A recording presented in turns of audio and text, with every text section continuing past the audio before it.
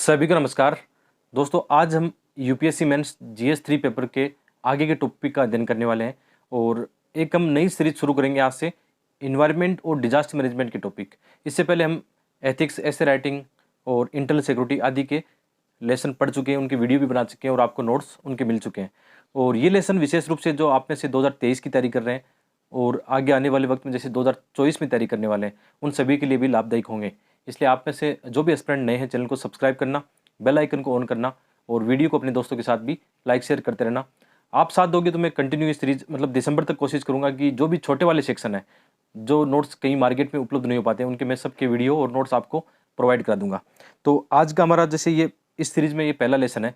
तो आपको पता है कि पहले लेसन में हम क्या करते हैं, थोड़ा सा ये जानते हैं कि क्या हमें पढ़ना है, क्या छोड़ना है, सिलेबस क्या है, प्रीवियस ईयर क्वेश्चन कहाँ से आए हैं। सबसे इंपॉर्टेंट चीज़ है, आपको ये भी बताऊंगा कि ये टॉपिक आपको डेली लाइफ में कहाँ से कवर करने हैं, क्योंकि मैंने आपको पहले भी कहा है कि जीएस 2 और 3 क्या है, उसमें ज़्यादा से ज़्यादा करंट अफेयर आता है। और आपको मैं थोड़ा सा बताऊंगा, जैसे आज का हिंदू पेपर भी जो नोट्स बताऊंगा कि कैसे आज के पेपर भी हमारे लिए जीएस 3 में कितना इंपॉर्टेंट था। ठीक है, तो सबसे पहले हम बात करते हैं सिलेबस की। तो सिलेबस में जो टॉपिक यहाँ पे मेंशन है क्या है, कंजर्वेशन। यहाँ पे लिखा कंजर्वेशन, इन्वायरमेंट, पॉल्यूशन और डिग्रेडेशन। सबसे पहले आपको ये बताता हूँ कितने मार्क्स का आता है जीएस 3 में। यदि आपको पता हो तो ये 50 मार्क्स का, 250 में से 50 मार्क्स का क्या आता है, इन्वायरमेंट और डिजास्टर मैनेजमेंट आता है। अब 50 मार्क्स का यानी लगभग आप ये मान के चलो 4 क्वेश्चन यहाँ से आने, 2 छोटे वाले 2 बड़े वाले। तो 4 क्वेश्चन जब आएंगे तो बहुत ज़्यादा इंपॉर्टेंट आपके लिए हो जाता है, आप इसको बिल्कुल भी स्किप नहीं कर सकते हो। तो 50 मार्क्स का आता है। और सिलेबस में क्या लिखा है, संरक्षण, इन्वायरमेंट, पॉल्यूशन यानी पर्यावरण प्रदूषण, और इसके अलावा डिग्रेडेशन यानी जो भी इन्वायरमेंट में कमी आती है या हम कह सकते हैं जैव विविधता आदि को नुकसान होता है, उसके बारे में। और दूसरा इसमें इंपॉर्टेंट है इन्वायरमेंटल इम्पैक्ट असेसमेंट, पर्यावरण प्रभाव आंकलन। आपने सुना हो कभी कि कोई भी जब योजना बनाई जाती है, लागू की जाती है, तो जैसे कोई वन है, उसमें कोई योजना बननी है, वहाँ से कोई इंफ्रास्ट्रक्चर तैयार करना है या सड़क गुजरनी है, तो उससे पहले क्या होगा, इन्वायरमेंट उसका इम्पैक्ट असेसमेंट किया जाएगा कि पर्यावरण पर इस चीज़ का क्या प्रभाव होगा। तो ये मुद्दे भी हम देखने वाले हैं। इसके अलावा है डिजास्टर मैनेजमेंट। ये सिलेबस में इतना लिखा हुआ है डिजास्टर मैनेजमेंट, तो इसके अंदर बहुत कुछ चीज़ें आ जाती हैं। तो सिलेबस आपने देख लिया होगा, सिलेबस हमारा क्या है। ये इसलिए तो मैं कहता हूँ कि आप जैसे आप में से बहुत सारे एस्पिरेंट हैं जो सेल्फ स्टडी करते हैं, यही तरीका होना चाहिए आपका पढ़ने का। इसीलिए मेरे लेसन इस प्रकार होंगे। यदि आप मेरे वाली वीडियो भी नहीं देखते हो, लेकिन ये एनालिसिस वाली वीडियो देख लेते हो कि कैसे पढ़ना है, क्या छोड़ना है, क्या पढ़ना है, कैसे नोट्स बनाने हैं, तो भी आपका बहुत अच्छा यहाँ से काम बन सकता है। तो अभी हमने ये चर्चा की कि सिलेबस कैसा है। इसमें आपको एक चीज़ बता देता हूँ कि जो इन्वायरमेंट वाला सेक्शन है, यहाँ पे कंजर्वेशन, इन्वायरमेंट, पॉल्यूशन और डिग्रेडेशन और इन्वायरमेंट इम्पैक्ट असेसमेंट। जैसे आप प्री के लिए क्या पढ़ते हो, प्री के लिए आप दृष्टि वाली इन्वायरमेंट की बुक पढ़ते हो या संकराइज पढ़ते हो या और कुछ भी पढ़ते हो, तो आपकी जिम्मेदारी क्या होगी, मोस्ट ऑफ टॉपिक आपके यहाँ से कवर हो जाएंगे जो प्री के लिए आप पढ़ते हो। ठीक है, मेंस के लिए एक्स्ट्रा नहीं पढ़ने पड़ेंगे। मेंस के लिए एक्स्ट्रा क्या पढ़ना पड़ेगा वो आपको मैं अभी थोड़ी देर में बताने वाला हूँ। तो इसके अंदर क्योंकि यहाँ पे लिख दिया, छोटे से छोटे रूप में लिख दिया है, ठीक है, कि संरक्षण, पर्यावरण प्रदूषण। तो जैसे पर्यावरण प्रदूषण है तो सब आ जाएगा इसमें, सॉइल पोल्यूशन भी आ जाएगा, एयर पोल्यूशन भी आएगा, वाटर पोल्यूशन भी आएगा। कैसे इसमें संरक्षण के लिए जो अंतर्राष्ट्रीय प्रयास चल रहे हैं, भारत सरकार के द्वारा कौन से प्रयास है, हमारे यहाँ कौन से ऑर्गेनाइजेशन है, जितने भी हम प्री में पढ़ते हैं, तो वो सब इसमें आने वाले हैं। तो मैं आपसे इतनी तो आशा करता हूँ कि आप एक सीरियस एस्पिरेंट यदि हो तो प्री जब पढ़ते हो तो इन टॉपिक को भी थोड़ा सीरियस पढ़ लेना। वैसे प्री के अंदर हम पूरी बुक पढ़ते हैं कि वो इंपॉर्टेंट होती है, लेकिन फिर मेंस में क्या आता है, प्री में तो आपने क्या पढ़ा, उसका स्टैटिक पार्ट पढ़ा, जो भी जैसे आपने ये पढ़ा कि उसके बेसिक क्या है, इन्वायरमेंट के कौन से जो पॉइंट है बेसिक है, जैसे सॉइल पोल्यूशन या वाटर पोल्यूशन की बात करते हैं, भारत सरकार ने कौन कौन से इसके आयाम या कौन से प्रावधान किए हैं वो आप पढ़ते हो। लेकिन मेंस के एग्जाम में क्वेश्चन कैसा आएगा, जैसे लेटेस्ट अभी जो लास्ट ईयर जो पेपर हुआ था उसमें कैसे क्वेश्चन आए कि जो ग्लासगो COP26 हुआ, वहाँ के 2 क्वेश्चन उन्होंने पूछ लिए। या कोई आप जानते हो कि जल संरक्षण की संकट आता है, या अभी हाल ही में जो बाढ़ की समस्या अपने देश में आई है, कई शहरी बाढ़ की या केरल बाढ़ का एग्जाम्पल हम ले सकते हैं। तो क्वेश्चन कैसे आएगा, स्टैटिक प्लस करंट को जोड़ के आएगा कि करंट अफेयर में जो ज़्यादा चीज़ें चर्चा में ना, वैसा क्वेश्चन पूछेंगे, लेकिन बेसिक भी आपको पता होना चाहिए। तो यहाँ से मैं करंट में कैसे क्वेश्चन आते हैं, ये टॉपिक आपको ज़्यादा तो नहीं पढ़ाऊंगा मेंस के लिए, क्योंकि मैंने आपको पहले बता दिया कि ये तो आपको खुद को कवर करने हैं। क्योंकि ये पढ़ाने बैठा तो मैं ऐसे हो जाएगा कि प्री की फिर आपको इन्वायरमेंट पढ़ा रहा हूँ, उसका कोई फायदा भी नहीं होगा। एक महीने में फिर इन्वायरमेंट पढ़ेंगे। आपको बेसिक जानकारी मैंने बता दी कैसे कवर करना है। बाकी हम कोशिश करेंगे कि इनमें से कुछ पॉइंट ले पाएँ कि मेंस के अंदर 4-5 साल के क्वेश्चन देखेंगे कि उस टाइप के कोई नोट्स बना पाया तो मैं आपको निश्चित रूप से पढ़ाऊंगा। इसके अलावा ये इन्वायरमेंट इम्पैक्ट असेसमेंट है, इसका 1 पेज में नोट्स बनेगा, वो आपको मैं समझा दूंगा, वो नोट्स आपको दूंगा। ठीक है, इन्वायरमेंट इम्पैक्ट जो असेसमेंट है इसके नोट्स हम पढ़ेंगे, क्योंकि ये एक अच्छा पॉइंट है, इसको हम और जगह भी इस्तेमाल कर सकते हैं। जैसे निबंध का कोई इन्वायरमेंट का निबंध आए उसमें भी आप बता सकते हो। एथिक्स के अंदर इन्वायरमेंट का एक टॉपिक है, उसके अंदर भी कुछ ना कुछ आप यहाँ पे इसको बता सकते हो, केस स्टडी में इसको इस्तेमाल कर सकते हो। इसके अलावा डिजास्टर मैनेजमेंट है, डिजास्टर मैनेजमेंट हम पूरा पढ़ने वाले हैं, क्योंकि डिजास्टर मैनेजमेंट क्या है, प्री में नहीं है, मेंस के लिए है केवल। तो इसकी 4-5 वीडियो बनने वाले हैं, 4-5 क्लासें होगी जो आराम से पढ़ लेंगे। और इसके बाद में हम कोशिश करेंगे जैसे ऊपर जो इकोनॉमिक्स वाले और एग्रीकल्चर वाले जो टॉपिक है उनकी ओर चलेंगे आगे, है ना। या तो ये पढ़ेंगे या फिर हमारे जो छोटे सेक्शन है, जैसे आपकी डिमांड होगी सोसाइटी पढ़ाना है या फिर सेकंड पेपर में गवर्नेंस वाले मुद्दे हैं, लेकिन कोशिश करेंगे पहले जीएस 3 पूरा करें, क्योंकि मैं आप लोगों को साथ लेके चल रहा हूँ। तो मुझे ऐसा लगता है जैसे मैं अपना सिलेबस पूरा कर रहा हूँ, तो इसमें मेरा भी कोई टाइम खराब नहीं होता। जो मैं चीज़ अपने लिए कर रहा हूँ वो आप लोगों को बता देता हूँ, तो इसमें हमारा दोनों चीज़ें मैनेज हो जाती है, कि वीडियो भी बनाना, नोट्स बनाना और मेरी खुद की पढ़ाई भी इसमें मैनेज हो जाती है। तो मुझे इससे कोई ज़्यादा मतलब ज़्यादा समय खराब नहीं होने वाला यहाँ पे। और साथ साथ हम रिवीजन करते भी चलेंगे, आंसर राइटिंग भी साथ साथ मैं बीच बीच में आंसर राइटिंग के, जैसे इंटरनल सिक्योरिटी हमने पढ़ ली तो उसकी कुछ आंसर राइटिंग के लेसन में बीच बीच में लाता रहूँगा, चिंता मत करना उसकी। और वैसे भी जिनको आंसर राइटिंग की जल्दबाजी है तो एक बार प्लेलिस्ट चेक करना, इतने आंसर राइटिंग की वीडियो आपको मिल जाएंगे, बना चुका हूँ ऑलरेडी, तो वहाँ से जिनको जल्दबाजी है वहाँ से कर ले। आते हैं, ये तो सिलेबस की बात होगी, आते हैं क्वेश्चन पत्र पर। यही तरीका होना चाहिए। सबसे पहले क्या करोगे, क्वेश्चन सबसे पहले सिलेबस देखोगे, सेकंड आपकी प्रोसेस होती है क्वेश्चन पत्र, जो लेटेस्ट जो भी क्वेश्चन पत्र है। और यहाँ पे आप देख रहे हो ना, कोई भी मैं जो भी क्वेश्चन पत्र आपको दिखा रहा हूँ कहाँ से ले रहा हूँ, मतलब इसको एक तरह से मैं ला रहा हूँ जो वेबसाइट है, यूपीसी की ऑफिशियल वेबसाइट है। तो बच्चे बहुत ज़्यादा क्वेश्चन करते हैं, सर सिलेबस कहाँ से लें। गूगल करोगे, यूपीसी की वेबसाइट पर चेक करोगे, उसमें प्रीवियस ईयर क्वेश्चन का एक सेक्शन होता है, गूगल में भी टाइप करोगे तो आपको ये मिल जाएगा। तो ये पेपर सब अपनी तरफ से डाउनलोड रखा करो, ठीक है। जैसे हम पेपर बात करें 2021 की, तो अब हम देखते हैं कि इन्वायरमेंट और डिजास्टर मैनेजमेंट में कैसे क्वेश्चन आए, उसी दृष्टिकोण से हम आगे बढ़ने वाले हैं, ठीक है। जैसे हम अभी बात कर रहे थे इन्वायरमेंट की बात कर रहे थे, क्वेश्चन क्या है 2021 में, नवंबर 2021 में ग्लासगो में विश्व के नेताओं के शिखर सम्मेलन में COP26 संयुक्त राष्ट्र जलवायु परिवर्तन सम्मेलन में आरंभ की गई हरित ग्रिड पहल का प्रयोजन स्पष्ट कीजिए। और अंतर्राष्ट्रीय सौर गठबंधन में ये विचार पहली बार कब दिया गया। अब देखो, ये क्वेश्चन स्टैटिक्स नहीं है। अभी जैसे मैं आपको बता रहा था कि आप जैसे इन्वायरमेंट की बुक पढ़ लोगे, कोई भी एक बुक पढ़ोगे, चाहे स्टैटिक के लिए आप क्या पढ़ोगे, दृष्टि या शंकराइस या कोई और किसी कोचिंग की पढ़ोगे, तो ये तो उस चीज़ में नहीं होगा, क्योंकि स्टैटिक तो रहता है, लेकिन जो नया करंट बदलता रहता है। इसका मतलब डेली न्यूज़पेपर आपके लिए इंपॉर्टेंट हो जाता है। जैसे इस बार जो COP27 होने वाला है, मिस्र में होगा शायद, है ना।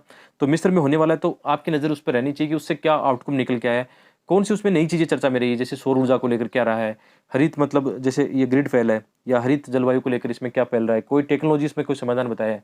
जैसे भारत सरकार का भी इसमें एक, जैसे आपने सुना होगा कि हमारे प्रधानमंत्री जी है, उन्होंने भी एक पंचा अमृत ऐसा कुछ नाम दिया था, ठीक है। वो ऐसे क्वेश्चन आ जाते हैं करंट अफेयर में, ऐसे क्वेश्चन इन्वायरमेंट के सेक्शन से जोड़ के आएंगे, तो ये आपको ध्यान रखना है। तो जो क्वेश्चन आए कहाँ से आ, इसका मतलब कहाँ से क्या पढ़ना है, डेली न्यूज़पेपर पढ़ना है। और मेरा ये मानना है कि जैसे मैं द हिंदू न्यूज़पेपर पढ़ता हूँ, तो ये क्वेश्चन ये चर्चा में था काफ़ी, इसके इतने आर्टिकल आए थे, यदि सही से हम ईमानदारी से इनको पढ़ते हैं तो ये क्वेश्चन हमारी रेंज में बाहर नहीं जाने वाला है, और ये बुक से सोल्व नहीं होने वाला, चाहे आप कितनी इन्वायरमेंट की बुक पढ़ लो। कहाँ से क्वेश्चन आ रहा है, करंट अफेयर से। तो ये भी एक हो गया कि पढ़ना कहाँ से है, क्या पढ़ना है, क्या छोड़ना है, ये भी इंपॉर्टेंट आपके लिए हो जाता है, ठीक है। इसके अलावा जैसे आपदा प्रबंधन के कैसा क्वेश्चन आया है, आपदा प्रबंधन में ये देखना कि भूकंप संकटों संबंधित संकटों के लिए भारत की वैधता की विवेचना कीजिए, ठीक है। ये स्टैटिक पार्ट है। ये डिजास्टर मैनेजमेंट में जैसे आपने यदि ज्योग्राफी की 11वीं की एनसीईआरटी पढ़ी हो, जिसमें भूकंप संबंधी भारत का एक चैप्टर आपको मिलेगा आपदा वाले में, तो आपको ये पता चल गया कि भारत का कौन कौन सा जोन भूकंप जोन है, आपको ये अर्थक्वेक जोन है, तो उससे एक आइडिया मिल जाता है। पिछले 3 दशकों में भारत की विभिन्न भागों में भूकंप द्वारा उत्पन्न बड़ी आपदाओं के उदाहरण दीजिए और उनकी विशेषताओं। ये स्टैटिक पार्ट है, ये करंट अफेयर वाला नहीं है। तो ये आपको बेसिक आपको बताना चाहिए। जब आप एनसीईआरटी पढ़ते हो, आप इंडिया का मैप उसमें आराम से देखते हो, ठीक है। और इंडिया के मैप में इसमें मोटा मोटी आप ये भी दर्शा दो कि भारत में भूकंप का जोन कौन सा है, जैसे एग्जाम्पल के तौर पर हम देखें, ठीक है। एक बार मैं आपको बताता हूँ कि जब ऐसे सिंपल वाले क्वेश्चन आते हैं तो उनमें आप क्या कर सकते हो। जैसे सिंपल सा इसमें हम क्या करेंगे, एक इंडिया का मैप बनाएंगे, आपको थोड़ा बहुत भी आइडिया हो तो आराम से आप क्या कर सकते हो। और यहाँ एग्जाम में ध्यान रखना, आपने टॉपर्स की कॉपी देखी होगी, टॉपर्स भी कोई सुंदर मैप नहीं बनाते हैं, मैप ऐसा बनाते हैं कि एग्जामिनर को समझ में आए और आप अपनी चीज़ को बता पाओ। जैसे अब अभी हम क्या करें, अर्थक्वेक वाला पढ़ रहे हैं ना, तो आपको थोड़ा थोड़ा आइडिया हो इससे कि भारत में अर्थक्वेक कहाँ कहाँ आता है, तो ये क्वेश्चन आराम से आपका हैंडल हो सकता है, ठीक है। आराम से इसको आप दिखा सकते हो। जैसे आप जानते हो हिमालयन रीजन है, ठीक है, यहाँ पे भारतीय प्लेट कहाँ से, यूरेशियन जो प्लेट है उसके साथ टकरा रही है। तो भारत का भूकंप जो जोन है, सर्वाधिक भूकंप कहाँ पे आते होंगे? सर्वाधिक भूकंप आते हैं जैसे हिमालयन बेल्ट में आते हैं, ये आपको पता होना चाहिए। इसके अलावा गुजरात वाला जो बेल्ट आपको पता है, यहाँ पे भी जो कच्छ का भूकंप 2001 में चर्चा में रहा था।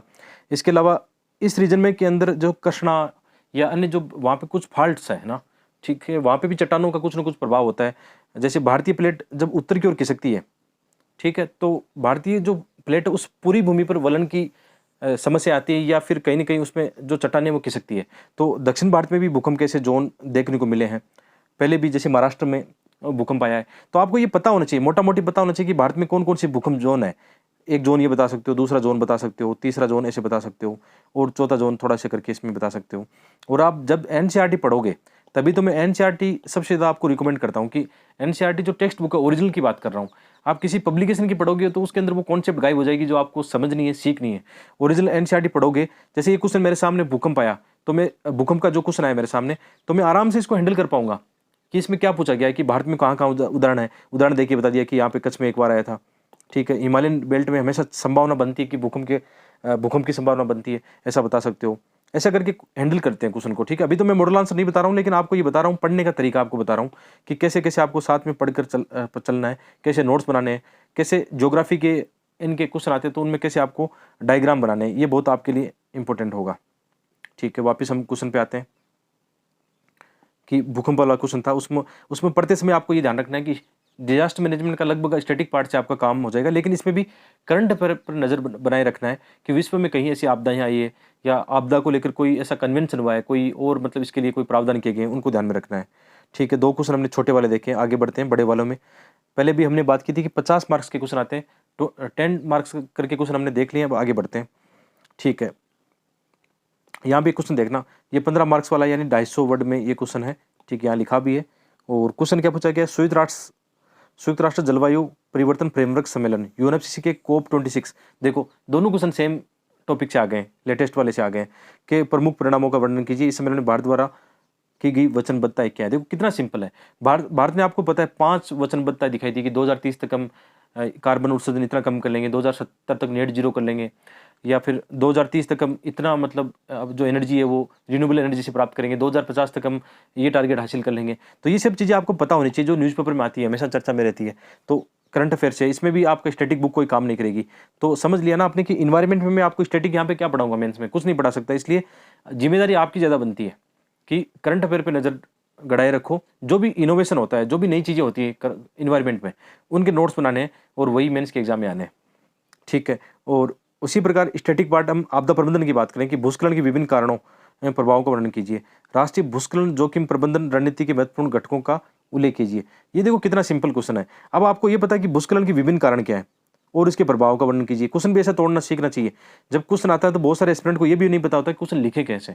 जब भी आप क्वेश्चन देखते हो तो जैसे आपने ये देखा भूस्खलन के विभिन्न कारण, तो पहला आयाम इसका क्या हो गया, भूस्खलन का कारण क्या है। उसके बाद में इसके प्रभावों को वर्णन कीजिए, ठीक, प्रभावों को वर्णन कर देंगे। आगे क्या डिमांड है कि राष्ट्रीय भूस्खलन जोखिम प्रबंधन रणनीति के महत्वपूर्ण घटकों का उल्लेख कीजिए। देखो कितना आसान है। यदि मैं आपको थोड़ा सा समझाना चाहूँ कि जब भी कोई क्वेश्चन आए तो कैसे करना है, जैसे क्वेश्चन में आंसर आप कैसे लिखोगे, यहाँ पे जब आंसर लिखोगे आप तो सबसे पहले इंट्रो लिखा जाता है। आपको पता है 2-3 लाइन में हम क्या लिखते हैं, इंट्रो लिखते हैं, ठीक है। इंट्रो में क्या लिखेंगे, आप चाहो तो भूस्खलन को थोड़ा सा बता सकते हो कि भूस्खलन क्या है। तो भूस्खलन से आप बता सकते हो कि चट्टानों का निम्नतर ढाल की ओर गुरुत्वाकर्षण बल के कारण किसका, ये एक सामान्य ज्योग्राफी की परिभाषा है कि कैसे ढाल के सारे चट्टाने गुरुत्वाकर्षण बल नीचे की ओर लगता है और ढाल के सारे चट्टाने या मलबा नीचे की ओर ढलान के सारे खिसकता है, या एक साथ मतलब किसी कारणवश जैसे बाढ़ के कारण या अन्य घटना के कारण एक साथ मतलब मलबा आता है। तो एक सामान्य परिभाषा है भूस्खलन की। या फिर आपके पास कोई लेटेस्ट घटना का एग्जाम्पल हो कि आप बता सकते हो कि जैसे हिमालय के अंदर हर बार ये होता है, इस समय होता है, विशेषकर मानसून के समय होता है कि उत्तराखंड में आप बड़ा कोई एग्जाम्पल देके बताओ कि भूस्खलन की घटनाओं के कारण एक बाढ़, या आपने पहले भी देखा होगा उत्तराखंड में केदारनाथ घटना, उसमें भी ऐसा देखा गया था कि भारी वर्षा के कारण झील का फटना, फिर उसके साथ भूस्खलन की घटनाएं, ऐसा जोड़ के आप बता सकते हो। तो इंट्रोडक्शन बहुत ही सिंपल होता है। इंट्रोडक्शन 2 या 3 लाइन में उस घटना से संबंधित या तो कोई करंट हैपनिंग चीज आप बता दो, फैक्ट दे दो कोई, है ना, या आपको कुछ भी नहीं समझ में आ रहा है तो भूस्खलन की परिभाषा तो आ रही है तो परिभाषा आप बता दो। तो ये आपका पहला काम हो गया भूस्खलन का, ठीक है, ये बता दिया आपने।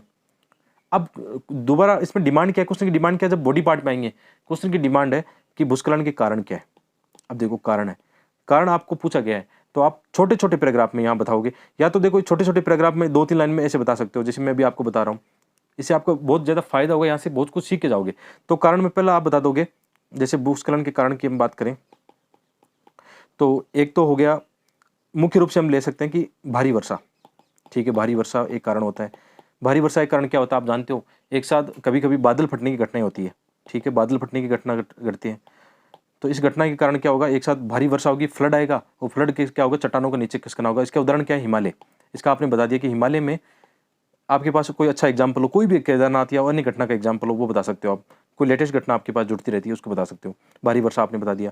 एक है वनों का विनाश। अब वनों का विनाश करने से क्या होगा, धीरे धीरे चट्टानें कमजोर हो जाएगी, मृदा का क्या होगा, कटाव होगा, तो इसके कारण क्या होगा, भूस्खलन की घटनाएं होगी। और इसमें क्या होता है, कई बार जैसे आधारभूत ढांचा है, उसको आधारभूत ढांचे के कारण क्या होता है, चट्टानों को नुकसान पहुंचाया जाता है। तो इसमें अभी आप एग्जाम्पल देके कोई बता सकते हो। ठीक है, इसके अलावा जैसे आप दक्षिण भारत के यदि भूस्खलन की घटनाओं का कारण जानते हो, विशेषकर कहाँ पे, पश्चिमी घाट या नीलगिरी के आसपास जो घटनाएं विशेषकर केरल और तमिलनाडु में घटती है, उसका कारण आप बताओगे तो पश्चिमी घाट जो इकोलॉजिकल सेंसिटिव जोन है ना, वहाँ पे ऐसी बहुत सारी घटनाएं हुई है, जैसे खनन कार्य हुए हैं, वहाँ पे वनों का विनाश किया गया है, बांधों का निर्माण किया गया है। तो इसका एग्जाम्पल आप देके बता सकते हो कि केरल वगैरह, इनमें ऐसे कारण बता सकते हो कि भूस्खलन का एक बड़ा कारण है। इसके अलावा भूस्खलन का एक कारण अर्थक्वेक भी हो सकता है, भूकंप के कारण भी भूस्खलन आ सकते हैं, चट्टानें खिसकती है, चट्टान कुछ भी हो सकता है, तो ये भी आप बता सकते हो। आपकी नज़र में और भी बहुत सारी घटना में, तो यहाँ पे आपको एक बेसिक बता रहा हूँ कि ऐसे आप करके बता सकते हो।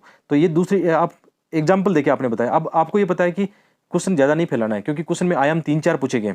दूसरा इसमें पूछा गया प्रभाव। अब भूस्खलन के प्रभाव, कितने प्रभाव हो सकते हैं आप भी बता सकते हो। भूस्खलन के बहुत सारे प्रभाव हो सकते हैं।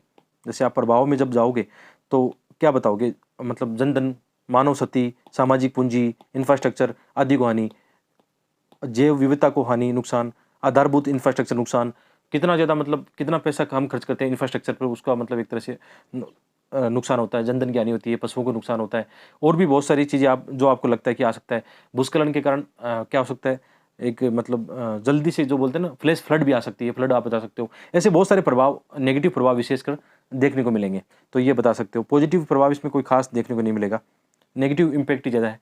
ठीक है, प्रभाव बताओगे। फिर अगला क्वेश्चन की जो डिमांड पूछी गई है, क्या पूछा गया है, क्वेश्चन में पूछा गया है कि राष्ट्रीय भूस्खलन जोखिम प्रबंधन रणनीति। अब ये देखना है कि भारत सरकार के द्वारा क्या क्या प्रयास किए गए। तो इसमें क्या बताओगे आप कि भारत सरकार ने ऐसे जैसे इसको हम बोल सकते हैं, जो लैंडस्लाइड एरिया है, हॉटस्पॉट जो है, उनकी मैपिंग की गई है, ताकि हमें पता लगे उनकी। आजकल तो ये हो गया कि संचार उपकरण जैसे उपग्रह वगैरह है, इनसे रियल टाइम निगरानी भी हम कर सकते हैं ऐसे जोन में जहाँ पर भूस्खलन की घटनाएं होती है। जैसे मुख्य रूप से भारत में 2 जोन है भूस्खलन के, कौन सा, एक हिमालय वाला रीजन, दूसरा पश्चिमी घाट, दक्षिण भारत में विशेषकर केरल वाला जो एरिया सेंसिटिव, नीलगिरी के आसपास जो घटनाएं होती है। 2 बड़े रीजन है, हर दोनों के अलग अलग कारण है। विशेषकर हम जैसे हिमालय का एग्जाम्पल देखें ना, तो हिमालय की अलग अलग घटनाएं वहाँ पर घटती है। दक्षिण भारत में ये ऐसा होता है कि जैसे अभी दक्षिण पश्चिम मानसून आता है, उसमें भारी वर्षा होती है, उसके कारण ऐसी घटनाएं घटती है। तो अलग अलग उनके स्पेसिफिक कारण भी आप बता सकते हो। ऐसा क्वेश्चन पहले आ चुका है भूस्खलन का, कि मतलब हिमालय रीजन और पश्चिमी घाट के जो भूकंप भूस्खलन की जो घटनाएं होती है, उसके क्या रीजन है, उनका क्या समाधान है। तो ऐसे आप, जैसे हम बात करें जोखिम प्रबंधन की बात कर रहे थे, आपदा प्रबंधन की बात कर रहे थे, तो उसमें ऐसे मानचित्र या मैप का निर्माण किया गया है भूस्खलन, ताकि वहाँ पे निगरानी हो सके। इसके अलावा जैसे आपने देखा होगा कि कई बार जैसे हिमालय क्षेत्र में ऐसा घटना घटती है कि जो सड़क है उस पर कई बार मलबा आके गिरता है, वहाँ पे परिवहन जो बाधा आ जाती है। ठीक है, ऐसे नेगेटिव प्रभाव आप बता सकते हो। इसमें इसके रोकथाम कैसे कर सकते हैं, कई बार चट्टानों को बांधने की प्रक्रिया की जाती है। आजकल क्या, तो आधुनिक जो इंजीनियरिंग है उसके माध्यम से चट्टानों को बांध दिया जाता है। जहाँ पे ऐसा हाईवे है, चट्टानें गिरने की संभावना रहती है, तो ऐसा होता है। कई बार ऐसा होता है वहाँ पे वृक्षारोपण बहुत ज़्यादा किया जाता है, ताकि वृक्ष या कोई घास लगाई जाती है, ताकि उन चट्टानों को वो क्या करें, उनकी पकड़ मजबूत हो। तो ऐसे बहुत सारे हमारे पास एग्जाम्पल है, हम पॉइंट यहाँ पे ऐड कर सकते हैं। ठीक है, ये आप समझ गए होंगे कैसे क्वेश्चन हैंडल करना चाहिए। जैसे ये क्वेश्चन मेरे सामने था, मैंने कोई इसका पहले से मॉडल आंसर थोड़ी तैयार किया है, लेकिन जो भी हमने किताबों से पढ़ा है, न्यूज़पेपर से पढ़ा है, उनको हमने क्या किया, एक जगह ला के रख दिया और एक अच्छा सा मैप बना दिया।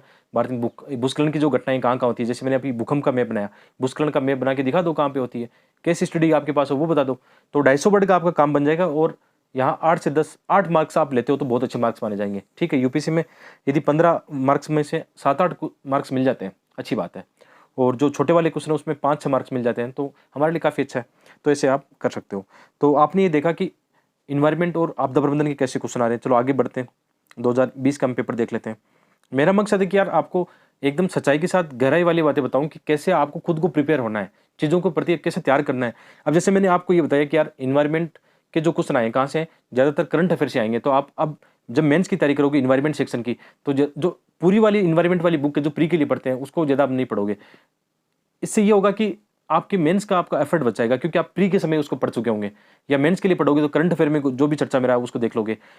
आपदा प्रबंधन पढ़ोगे, जैसे आप अभी पढ़ रहे हो, तो अभी जैसे आज के द हिंदू पेपर में क्या आया था, केरल बाढ़ को लेके आया था। तो यदि आप ये पढ़ते हो आपदा प्रबंधन के लिए, अब केरल बाढ़ कोई आज का आया था, आज आपको पता, मैंने टेलीग्राम में जो पीडीएफ शेयर किया आप लोगों के साथ, मैं आपको एक बार दिखा देता हूँ। तो जैसे हम द हिंदू की आज बात कर रहे थे कि यदि आपको अपना सिलेबस पता हो तो द हिंदू में से आप कैसे नोट्स बनाओगे। जैसे अभी आपदा प्रबंधन की बात चल रही है, तो आज के न्यूज़पेपर में एक आया था केरल की जो बाढ़ है, वहाँ के जो स्थानीय लोग हैं वो इन समस्याओं से निपटने के लिए क्या प्रयास कर रहे हैं। तो आपके पास ऐसे एग्जाम्पल होंगे, और साथ में मैं नोट्स में लिख भी देता हूँ कि ये टॉपिक आपके कहाँ काम आएगा, जीएस फेस्ट, भूगोल और आपदा प्रबंधन में काम आएगा। तो केरल बाढ़ का आज दिया गया था कारण, समस्या और समाधान। और ये क्वेश्चन इस साल मेंस में आ सकता है कि केरल में बहुत सारी बाढ़ की घटनाएं घटती है, क्या कारण है उनके। तो जैसे इंट्रोडक्शन में आप क्या लिखोगे, केरल में बाढ़ के कारण 26,000 करोड़ की क्षति का अनुमान लगाया गया है। जबकि जैसे मानव जो क्षति होती है या प्राकृतिक जो भी क्षति होती है, सामाजिक पूंजी का नुकसान होता है, उसका आकलन करना तो हमारे लिए बहुत मुश्किल है। तो ये इंट्रोडक्शन में आ गया। फिर अब बाढ़ के कारण क्या है, तो बाढ़ के बहुत सारे कारण आ गए यहाँ पे, जो हमने कारण बताने थे। इसके प्रभाव कौन से ये बता दिए, इसके समाधान कौन से ये बता दिए। तो ये आपको पता होना चाहिए, आपका सिलेबस आपको पता होगा, तो जब द हिंदू न्यूज़ पर पढ़ोगे कोई आर्टिकल अच्छा आएगा उसको आप कवर कर सकते हो। जैसे हम इंटरनल सिक्योरिटी पढ़ रहे थे, तो इंटरनल सिक्योरिटी से जुड़ा हुआ आज एक टॉपिक आया था कि भारत में जो फेक करेंसी है उसमें 80% तक की कमी आई है। तो ये हमारे लिए बहुत इंपॉर्टेंट हो सकता है। आपके पास एक अच्छा डायग्राम हो सकता है, अच्छे जो डाटा हमें चाहिए। इसके अलावा जो भी एजेंसी इसमें काम कर रही है वो काम आ सकती है। टेरर फंडिंग को रोकने के लिए हमारी सरकार क्या प्रयास कर रही है, जो पड़ोसी देश है उनके साथ मिलकर किस प्रकार एक मतलब एग्रीमेंट ऐसे होते हैं, उनके साथ साझा कार्यवाही होती है इनको लेकर। तो ये आप न्यूज़पेपर से ऐसे तथ्य जुटा सकते हो। तो ये आपकी जिम्मेदारी है कि करंट अफेयर ढंग से पढ़ते रहो। स्टैटिक में पढ़ा रहा हूँ, दोनों को जोड़ लोगे। करंट अफेयर भी मैं कभी कभी आपको ये चीज़ें अच्छे से बताता हूँ, द हिंदू के डेली टेलीग्राम पे शेयर ही करता हूँ नोट्स, ठीक है, ये आप कर सकते हो। आगे हम पेपर देखते हैं दूसरा, ठीक है, आते हैं 2020 के पेपर में आते हैं, किस टाइप के क्वेश्चन आए। अब जैसे हमारे सिलेबस में ये मेंशन था इन्वायरमेंट वाले में, पर्यावरण प्रभाव आकलन, यही सिलेबस में लिखा हुआ था। तो इसमें क्या हुआ था, 2020 प्रारूप मौजूदा EIA अधिसूचना 2006 से किस प्रकार भिन्न है। तो जो इन्वायरमेंट इम्पैक्ट असेसमेंट है इसमें बदलाव लाया गया था, तो उसी को लेकर पूछा गया था। तो ये करंट अफेयर में चर्चा में था इस साल, और ये क्वेश्चन इन्वायरमेंट का आ गया। इसी तरह से इन्वायरमेंट का एक क्वेश्चन यहाँ पे एक और है, जल संरक्षण, उसमें देर करें कंजर्वेशन किसका, इन्वायरमेंट का, जल का, मिट्टी का, जैव विविधता। तो ये ऐसे क्वेश्चन आएंगे। जल संरक्षण में जल सुरक्षा हेतु भारत सरकार द्वारा प्रवर्तित जल शक्ति अभियान की मुख्य विशेषताएं, ये भी करंट अफेयर का है, ठीक है, करंट अफेयर में लेटेस्ट में ही है, यदि आप लगातार पढ़ते हो। तो ये दो क्वेश्चन आगे किसके, इसके इन्वायरमेंट के आगे। फिर हम आगे देखते हैं कि यहाँ पे देखना, भारत सरकार द्वारा आरंभ किए गए राष्ट्रीय स्वच्छ वायु कार्यक्रम की प्रमुख विशेषताएं। ये तो बहुत पुराने समय से चला आ रहा है, जो नेशनल क्लीन एयर प्रोग्राम है, या प्री के लिए इतना ज़्यादा पढ़ते हो, यही आपके मेंस में सेम काम आ जाएगा। इसी तरह से आपदा प्रबंधन में क्या पूछा गया है कि पूर्ववर्ती प्रतिक्रियात्मक उपागम से हटते हुए भारत सरकार द्वारा आरंभ किए गए अभिनूतन उपाय। नए मतलब आपदा प्रबंधन में क्या नई अप्रोच अपनाई गई। आप ये जानते हो कि डेली नई नई अप्रोच अपनाई जाती है किसी सेक्टर को लेकर। तो आपदा प्रबंधन में आप जानते हो नई टेक्नोलॉजी आजकल, जैसे हम कैसे उपग्रह से रियल टाइम निगरानी कर सकते हैं, ऐसे आपदा प्रभावित जो क्षेत्र है उनके हम उनके मैप बना सकते हैं, हॉटस्पॉट उनको घोषित कर सकते हैं, उनकी निगरानी कर सकते हैं, या जहाँ पे आपदा की संभावना रहती है उनका पहले हम पूर्व आकलन कर सकते हैं। तो आजकल सुपर कंप्यूटर इनका भी इस्तेमाल किया जाता है ताकि जो डाटा होता है उनका जल्दी विश्लेषण कर सकें हम। तो ऐसे कंप्यूटर मॉडल का एग्जाम्पल दे सकते हैं, बहुत सारे और भी हो सकते हैं जो हम इनमें ऐड कर सकते हैं। तो ये आपको पता होना चाहिए, ये भी करंट अफेयर से जुड़ा हुआ है, ठीक है। आगे हम बढ़ें, ठीक है, 2020 के पेपर हमने देखा, 2019 के अंदर भी सेम ऐसी पैटर्न पे आपको देखने को मिलना है, ठीक है। जैसे ये क्वेश्चन एनवायरनमेंट का है कि तटीय बालूकरण, चाहे वह वैध हो या अवैध, हमारे पर्यावरण के सामने बड़े खतरों में से एक है। भारतीय तटों पर हो रहे बालूकरण के प्रभाव का विशिष्ट उदाहरणों का हवाला देते हुए इसका विश्लेषण कीजिए, ठीक है। अब तटीय बालूकरण वैसे आसान है, इसकी वजह से कितना नुकसान हो सकता है आप एग्जाम्पल देके इसमें बता सकते हो। जैसे उड़ीसा है, उड़ीसा का तट है, या आंध्र प्रदेश का तट है, वहाँ पर आप जानते हो कितना ऐसे ब्रीडिंग ग्राउंड है किनके, कछुओं के, उनको नुकसान हो सकता है। बहुत सारी चीज़ है, बायोडाइवर्सिटी को तो लॉस होना ही होना है, जो वहाँ का कैचमेंट एरिया या वहाँ का पारितंत्र है, वहाँ की स्थानीय जनता है, उनको सबको नुकसान इसका होता है। तो ऐसे ये लेटेस्ट करंट अफेयर में उस साल चर्चा में था, तो वही क्वेश्चन आया था। इसी प्रकार आपदा प्रबंधन में आप देखोगे कि आपदा प्रभाव व लोगों के उसके खतरे को परिभाषित करने के लिए भेद्यता एक अत्यावश्यक तत्व है। आपदाओं के प्रति भेद्यता किस प्रकार और किन भिन्न तरीकों के साथ चरित्र चित्रण किया जा सकता है आपदाओं के संदर्भ में, ये ट्रेडिशनल स्टैटिक आपदा प्रबंधन का क्वेश्चन है, उसको भी हम बाद में देखेंगे, ठीक है। ये क्वेश्चन हो गए। आगे यदि हम बढ़ें तो जैसे आपदा में हम आगे देखते हैं और इन्वायरमेंट में देखते हैं, यहाँ पे देखना भारत में जैव विविधता किस प्रकार अलग अलग पाई जाती है। वनस्पति धातु प्राणिजात संरक्षण में जैव विविधता अधिनियम 2002 किस प्रकार सहायक है। ये स्टैटिक पार्ट है, जो आप पढ़ोगे, जो भी बुक पढ़ोगे स्टैटिक वाली, उसमें आपको मिल जाएगा। इसी प्रकार जैसे आपदा प्रबंधन में कह दिया गया भारत में आपदा जोखिम न्यूनीकरण के लिए सेंडाई आपदा जोखिम न्यूनीकरण प्रारूप 2015-30, ये काफ़ी चर्चा में रहा था। सेंडाई जो फ्रेमवर्क है, प्री में भी हम पढ़ते हैं और मेंस के लिए भी आता है। और इसमें एक पहला भी आप जानते हो एक हुआ था ह्यूगो कार्रवाई प्रारूप, उससे किस प्रकार भिन्न है। तो क्वेश्चन कैसे आ गया, दोनों को आपस में तुलना करके पूछ लिया, तो ऐसा आ सकता है। इसी प्रकार इसमें छोटे वाले क्वेश्चन कैसे आए वो देखते हैं। इसमें आर्द्रभूमि क्या है, देखो कितना सिंपल क्वेश्चन है। इस साल प्री 2022 की प्री में भी ये क्वेश्चन आया था। आर्द्रभूमि का संरक्षण के संदर्भ में बुद्धिमत्तापूर्ण उपयोग की रामसर संकल्पना को स्पष्ट कीजिए। रामसर सम्मेलन के बारे में आप जानते हो, या हाल ही में जैसे भारत की 5 जो वेटलैंड है रामसर में शामिल की गई, तो उस समय भी ये चर्चा में रहता है। तो वेटलैंड क्या है, ये चर्चा में रहती है हमेशा। जब वेटलैंड को इंक्लूड किया जाता है रामसर में, तो उसमें चर्चा में रहती है भारत में कितनी है। तो ऐसे क्वेश्चन अक्सर रहते हैं। इसी प्रकार ये देखो, ये भी इन्वायरमेंट वाले से है। सिक्किम भारत में प्रथम जैविक राज्य के पारिस्थितिक एवं आर्थिक लाभ क्या हो सकते हैं। तो क्योंकि ये सिलेबस में उसमें से है, इन्वायरमेंट वाले सिलेबस से लगता है, कुछ एग्रीकल्चर का इसमें हम ऐड कर सकते हैं। एक क्वेश्चन यहाँ पे जैसे ठोस कचरा प्रबंधन से जुड़ा हुआ एक क्वेश्चन है, तो ये आप समझ गए होंगे। यदि हम 3-4 साल की क्वेश्चन देखते हैं, सेम पैटर्न आपको देखने को मिलेगा। ये तरीका आपको पता होना चाहिए कि किस टाइप के क्वेश्चन आते हैं।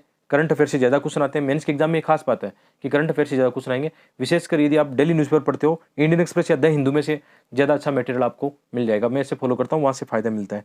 तो आज का हमारा लेसन इसी पर था कि कैसे हम एनालिसिस करें। कोई भी जब हम टॉपिक शुरू करते हैं, उससे पहले हमारा एनालिसिस अच्छा होगा तो हम उसको ढंग से पढ़ पाएंगे। क्या पढ़ना है, क्या छोड़ना है, ये आप अच्छे से कवर कर पाओगे और कम समय में आप अपने सिलेबस को निपटा सकते हो।